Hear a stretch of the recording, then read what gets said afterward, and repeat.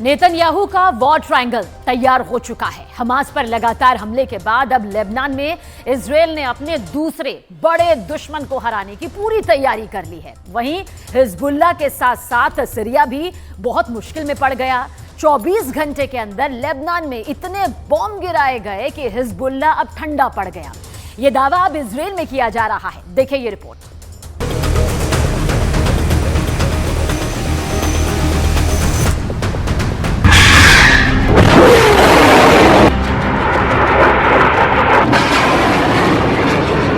पहला रॉकेट, फिर फायर हुआ दूसरा रॉकेट,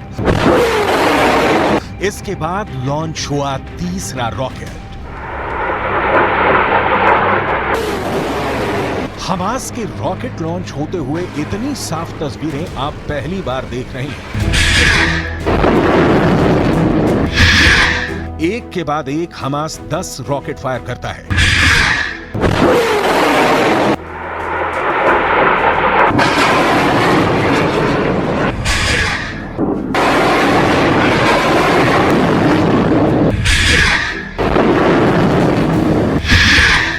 इजरायल के शहर टारगेट पर है और गाजा में बमबारी के खिलाफ हमास ने अपना रॉकेट वाला गोदाम खोल दिया है।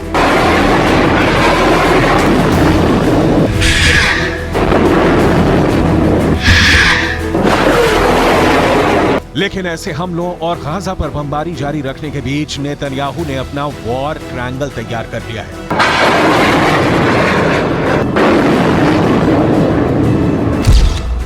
नेतन्याहू के वॉर ट्रायंगल में सबसे बड़ा कोना गाजा में हमास का पूरी तरह खात्मा है।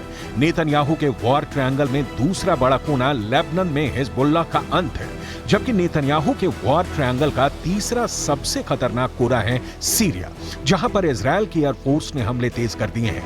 ये तीनों जगह या देश इजरायल के बॉर्डर से लगे हुए हैं और इजरायल इन्हें अपने खिलाफ सबसे बड़ा खतरा मानता है। इजरायल ने सीरिया के अंदर कई सैन्य ठिकानों को टारगेट किया है। ये इंफ्रारेड वीडियो ऐसे ही एक हमले का है। इजरायल का दावा है कि सीरिया की तरफ से उस पर कई तरफ से बमबारी हुई है और अब उसकी एयरफोर्स का यह हमला सीरिया को मुंह तोड़ जवाब है। ये है इजरायल का F-16 फाइटर जेट, रात भर बमबारी के लिए तैयार है। साथ में है इजरायल का F-15 फाइटर जेट। दोनों ही इजरायल के सबसे बड़े मिशन के लिए लगातार तैयार रहते हैं। इन विमानों में दोनों विंग्स पर लगे हैं दो बड़े बम, यानी हर विमान पर 4 बहुत ही खतरनाक बम। इस बम का नाम है जेटैम।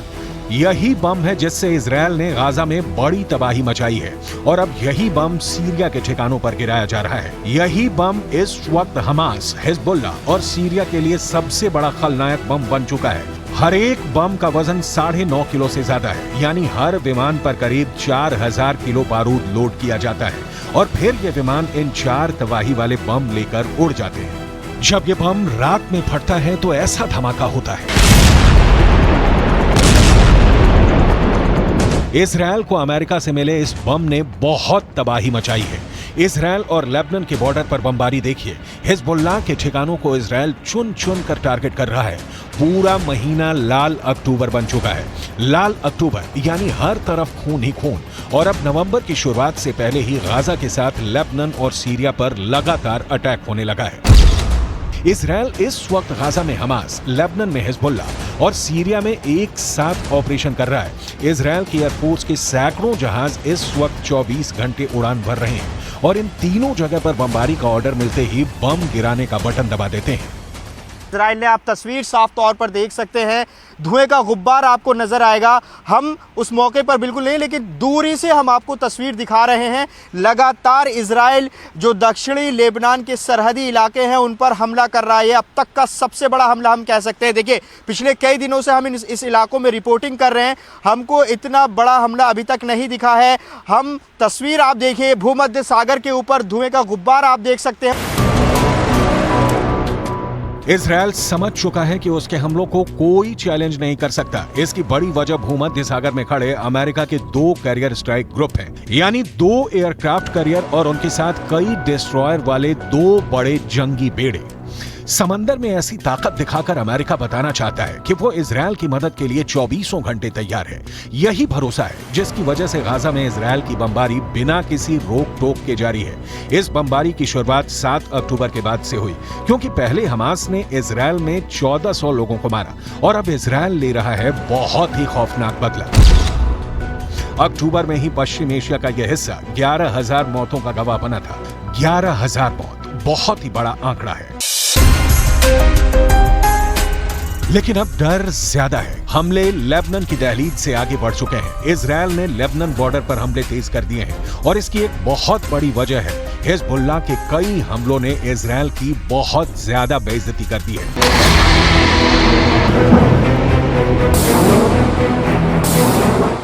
हिजबुल्लाह एक के बाद एक कई मिसाइल फायर कर रहा है। एंटी टैंक मिसाइल से उसने इजरायल के कई अड्डे बहुत ही सटीक हमलों में उड़ा दिए। पहला हमला टावर उड़ गया, दूसरा हमला रेडार तबाह हो गया, तीसरा हमला एक और अड्डा तहस नहस हो गया। ये जगह है लेबनान और इजरायल के बॉर्डर पर शीबा फार्म्स का इलाका, दुनिया के सबसे खतरनाक बॉर्डर्स में से एक। और यहाँ बने हैं इजरायल के 5 बहुत ही खतरनाक अड्डे।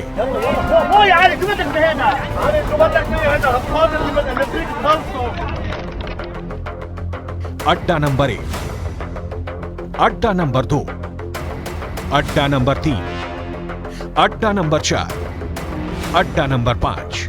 ये जगह गोलान की पहाड़ियों के उत्तर में है और यहाँ पहाड़ों की ऊंचाई 1500 मीटर तक है।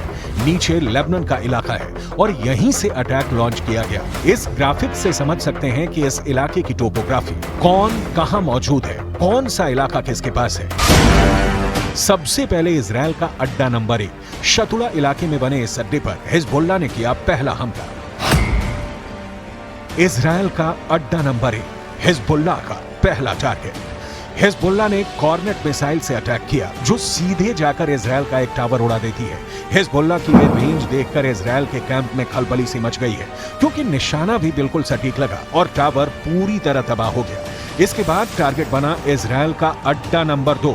ये भी शतुला इलाके में है और यहाँ हिजबुल्लाह ने किया दूसरा हमला। अड्डा नंबर 2 हिजबुल्लाह का दूसरा टारगेट। इस बार हिजबुल्लाह ने BGM-71 TOW anti tank missile का इस्तेमाल किया। अमेरिका में बनी यह मिसाइल इतनी सटीक है कि इसने ठीक रेडार स्टेशन को तबाह कर दिया। ऐसा निशाना देखकर कोई भी दुश्मन डर जाएगा। इसके बाद टारगेट बना इजरायल का अड्डा नंबर 3।